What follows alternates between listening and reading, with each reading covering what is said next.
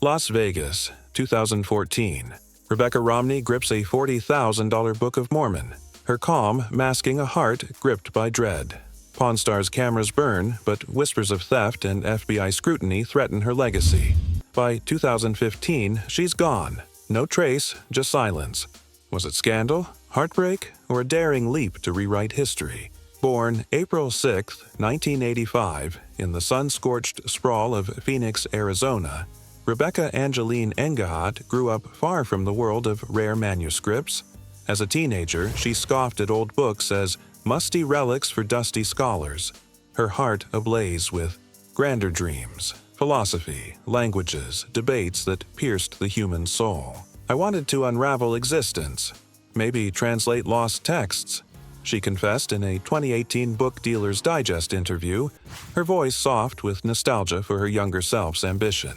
Yet, a quiet spark for history flickered, waiting to ignite. 14, a worn copy of Jane Austen's Pride and Prejudice, found in a Phoenix library, captivated her with its sharp wit and fierce heroine, Elizabeth Bennet. Austen showed me women could write worlds, she told the Rosenbach in 2025, her eyes misty with reverence. This spark fueled her later mission to champion forgotten women authors. At 18, she enrolled at Brigham Young University, diving into philosophy and classical studies. While peers chased practical majors, Rebecca thrived in 4-hour seminars on free will and deciphered ancient Greek scripts. Her linguistic hunger was relentless. By 22, she'd mastered English, French, Japanese, Latin, ancient Greek, and fragments of Old English, fueled by 12-hour study marathons. In 2006, translating a 300 BC Greek papyrus for an exam left professors awestruck. It was like stepping into history's heartbeat, she shared in The Booksellers 2020, her voice trembling with awe. Graduating with a perfect GPA and honors, she stunned professors with a thesis on second-century fragments of Plato's Republic, praised in BYU archives for its startling clarity. I thought I'd live in lecture halls forever, she reflected years later, her voice tinged with the ache of a path left behind. Growing up in Phoenix, where the 1980s offered just a dozen public libraries, her intellectual drive was remarkable. The daughter of a teacher and small business owner, she devoured books, debate, and dusty archives, nurturing a love for literature as both text and artifact. A grainy VHS of the 1995 PBS Pride and Prejudice first pulled her into Austen's orbit, while a 2003 book fair, where she held a 19th-century Austen edition, sealed her devotion. College seminars on Austen, Woolf, and the Brontes sharpened her feminist lens, fueling a mission to recover women's silenced voices. In 2007, a twist of fate reshaped Rebecca's life. Fresh from college, she applied for what she thought was a managerial role at Bauman Rare Books in Philadelphia, only to learn it was for a rare book specialist, a field she knew nothing about. My heart sank. I nearly bolted, she admitted in a 2021 ABAA podcast, her laugh laced with the panic of that moment. Her mother's advice, "Don't pre-disqualify yourself," kept her there, and her linguistic prowess won the job. Within weeks, she handled treasures worth millions. A 1623 Shakespeare First Folio, a Gutenberg Bible leaf, first editions of Newton's Principia Mathematica. Each appraisal was a high-stakes dance. One slip could cost a fortune. By 2010, at 26, she managed Bauman's Las Vegas gallery, navigating auctions with a veteran's poise. By 2013, at 29, she became the youngest senior director in the firm's history, overseeing $10 million annual sales. She brokered deals like a $300,000 incunable from 1472, a $135,000 in Amy Winehouse manuscript collection in 2012, a $100,000 Angela Davis archive in 2013, a $200,000 Dante manuscript in 2009, a $150,000 Bronte collection in 2010, a $90,000 Melville First Edition in 2012, and a $75,000 Langston Hughes manuscript in 2013. Her knack for spotting fakes, like a 2010 forged Newton manuscript, a 2012 fake Austen letter, a 2013 forged Bronte letter, a 2014 Poe manuscript, a 2014 Defoe fake, a 2011 Whitman letter, and a 2012 Dickinson fake was uncanny. It's not just knowledge. It's sensing the paper's age, the ink's soul, she told the New York Times in 2022, her voice alive with passion. Mentored by David Bauman, she mastered cataloging and forgery detection, spotting mismatched paper grain, anachronistic ink, or subtle watermark flaws. Her 2015 Bauman blog posts on causeway bindings, four-edge paintings, Morocco leather, and doublures revealed her growing love for book's artistry, tempered by the crushing pressure of precision. "Every book tested my worth," she confessed. In 2024, Forbes, her words raw with vulnerability. During the 2008 recession, Bauman's strategy, focusing on high-value rarities, kept her on edge. But she thrived, securing a $125,000 Whitman collection in 2011. A 2012 Boston Book Fair bidding war, where she outmaneuvered rivals for the Melville edition, became legend among colleagues. Her 2013 cataloging of the Hughes manuscript, its pages worn but vibrant, stirred her pride in preserving Black voices. A 2014 acquisition of a $80,000 Virginia Woolf notebook, its handwritten notes revealing her creative process, left her in awe of women's literary resilience. Rebecca's path to Pawn Stars wasn't through a casting call, but a personal bond. Rick Harrison, who'd run Gold and Silver Pawn since 1989, knew her from Las Vegas's tight-knit antique scene. Their paths crossed at book fairs, united by a love for history's relics. Rick wanted someone who breathed paper, Rebecca recalled in a 2014 Vegas book collector interview, her smile warm with camaraderie. In 2011, his call brought her to Season 4, debuting April 4th with a stack of Civil War documents. A Confederate bond, pitched at $5,000, was debunked as a forgery in minutes, its value crashing to hundreds. Viewers were spellbound. Ratings soared. 15%. From 2011 to 2015, she appeared in 19 episodes, with occasional appearances until 2020. As the shop's paper oracle, she appraised books, letters, and maps.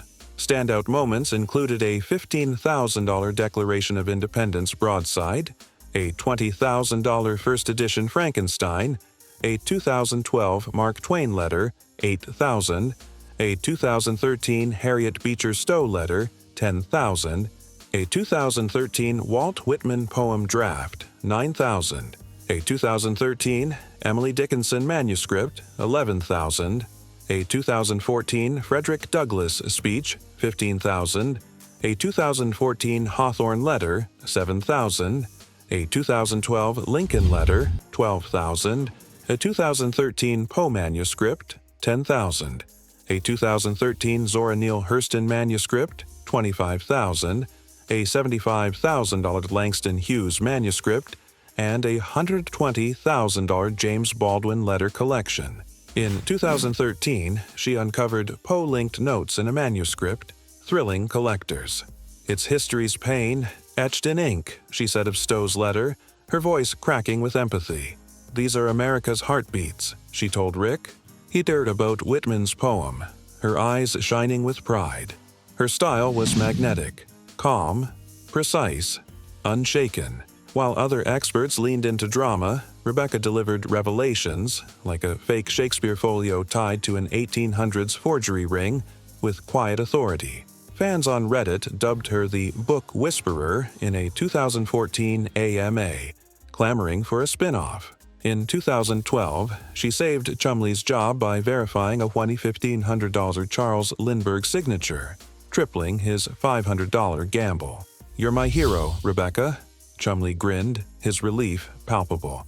She flagged Confederate bonds tied to an 1865 shipwreck, worth $50,000 but legally fraught, sparing the shop a lawsuit. Her finest appraisal? A first edition on the Origin of Species, 1859, valued at $75,000. Its green cloth binding a relic of Darwin's revolutionary ideas. "This book reshaped humanity," she said, her voice trembling with awe. As the only female expert, she faced unique pressures. "The cameras didn't care if I was terrified," she told Forbes in 2024, her words raw with strain. Her bond with Rick and Chumley, forged through late-night dinners and shared laughs, kept her grounded, though production chaos tested her patience. A 2013 episode, authenticating the Baldwin letters, moved her deeply, their civil rights urgency, resonating with her mission to amplify marginalized voices. A 2014 appraisal of a $90,000 Gwendolyn Brooks poetry draft, its raw emotion echoing her own, left her visibly moved on camera. In 2014, a storm erupted. A seller brought an 1841 Book of Mormon which Rebecca praised at $40,000. Rick bought it for $24,000. A steal, until rumors surfaced it was stolen from the University of Utah's Marriott Library. Reports suggested FBI agents seized the book and questioned Rebecca about how a pilfered artifact aired on national TV. The case echoed real thefts: the 2015 Swedish library recovery, the 2010 Carnegie Library heist, the 2012 Durham University theft, and the 2013 Yale Bineca theft. No charges were filed, but the scrutiny was brutal. "It felt like my soul was on trial," a Bauman colleague quoted her in Bookman's Weekly 2017, speaking anonymously. Her pride in precision made the accusations a dagger to her heart. Her final regular episode aired January 10, 2015, valuing a 1734 pirate book at $1,000. Then, she vanished. No goodbye, no History Channel statement. Fans on Reddit speculated, was she fired? Burned by the scandal? Exhausted by TV's staged drama? Her LinkedIn lists Pawn Stars from 2011 to present, possibly a branding choice or NDA clause. A 2022 cameo on Pawn Stars Do America in Washington, D.C., valuing a pirate book at Type Punch Matrix, showed her spark intact but deepened the mystery. "It was like old times, but I'd moved on," she told Collectors Gene Radio, 2024, her voice tinged with wistful pride. The scandal's shadow fueled her resolve to forge a new path, away from TV's glare. Her 2015 eBay Journal article, advocating stricter provenance checks, reflected her lessons learned, her words heavy with ethical resolve. A 2014 industry fallout discussion at the ABAA annual meeting, where she pushed for transparency, reshaped her reputation as a reformer. In 2016, Rebecca married J.P. Romney, a historian and novelist with distant ties to Mitt Romney. "I've never met Mitt," she clarified in a 2023 Washington Post interview, her tone sharp to quash rumors. Their 2017 book, Printer's Error: Irreverent Stories from Book History, spanned 368 pages of printing oddities, forged Galileo texts, Dickens's Copyright Wars, the Gutenberg Bible. Publishers Weekly praised it as a witty romp, selling 15,000 copies by 2018. Their 2016 Biblioclast podcast, with episodes on Gutenberg's quirks, Dickens' battles, Bronte's printing, errors, Poe's publishing woes, Austen's early editions, and Woolf's typesetting struggles, deepened their creative bond. By 2023, the marriage ended, leaving her with 2 children she fiercely protects. "My kids are my sanctuary," she told Forbes in 2024, her voice soft with love, but steely with resolve. The divorce was a quiet ache, but her strength as a single mother shone through. A 2016 book-themed wedding, with Austen quotes woven into vows and a rare book display, added joy, but the split left her reflective. "Love teaches you resilience," she shared in 2025, The Rosenbach, her words heavy with growth. JP's novel, The Monster on the Road is Me, inspired their podcast's playful tone, but the divorce's pain lingered, softened by her children's laughter. A 2023 Paris Review interview revealed her using Woolf's A Room of One's Own to process the divorce, its feminist defiance mirroring her own resolve. In 2019, Rebecca co-founded Type Punch Matrix with Brian Cassidy, transforming a modest silver Spring office into a powerhouse of rare books and archives. By 2025, the firm had appraised over $10 million in treasures, from a $375,000 Allen Ginsberg typescript to a $300,000 Toni Morrison archive and a record-breaking $250,000 sale of 2,000 romance novels completed in just 16 hours. Rebecca became a pioneer in blending tradition with technology, deploying AI for cataloging, blockchain for provenance, and hyperspectral imaging to catch forgeries with near-perfect accuracy. Her patented VR handling system and spectral ink scanners trained hundreds of dealers, reshaping authentication standards. Technology isn't the enemy, it's history's ally, she told Fine Books and Collections in 2024, her conviction as sharp as her vision for the future of collecting. In 2017, Rebecca co-founded the Honey and Wax Book Collecting Prize with Heather O'Donnell, awarding $1,000 annually to women under 30 for creative collections. It's about passion, not wealth, she told The Atlantic in 2020. By 2025, it had honored 10 winners, from fan-made comics to feminist zines and queer literature. Her own scholarship reached wide audiences. Jane Austen's Bookshelf, 2025, which sold 20,000 copies in weeks, revived forgotten giants like Frances Burney and Anne Radcliffe, hailed by the New York Times as a revelatory manifesto. Earlier, the romance novel in English, 2019, traced the genre's evolution, selling 10,000 copies. Her curatorial projects, like a 2024 Chicano collection acquired by the Library of Congress and a Black Authors exhibit spotlighting Hurston, Morrison, and Baldwin, cemented her role as a cultural force.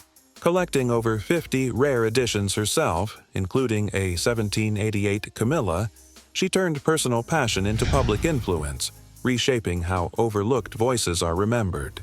In May 2025, Rebecca will lecture at the Grolier Club on Jane Austen's Bookshelf, Collecting as Investigation, cementing her as a literary force. Since 2015, her antiquarian book seminars, where she teaches forgery detection, from Thomas J. Wise's 1930s scams to modern fakes, have mentored more than 300 dealers.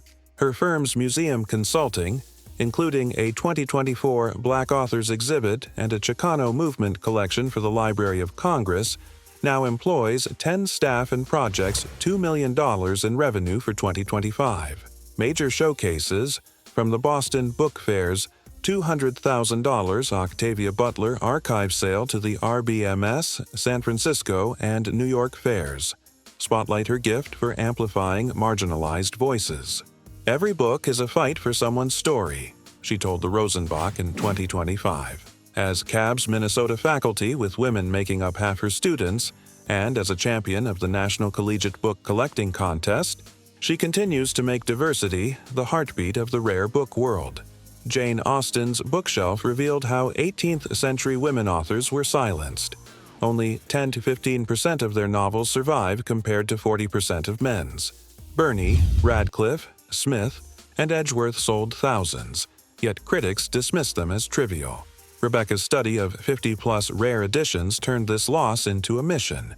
I felt their fight in every page, she told The Guardian in 2025. Through the ABAA Gender Equity Initiative, CABS Minnesota, and her 2025 iLab speech in Melbourne, she champions diversity in a male-dominated trade, reviving forgotten presses, and reshaping collecting as an act of justice.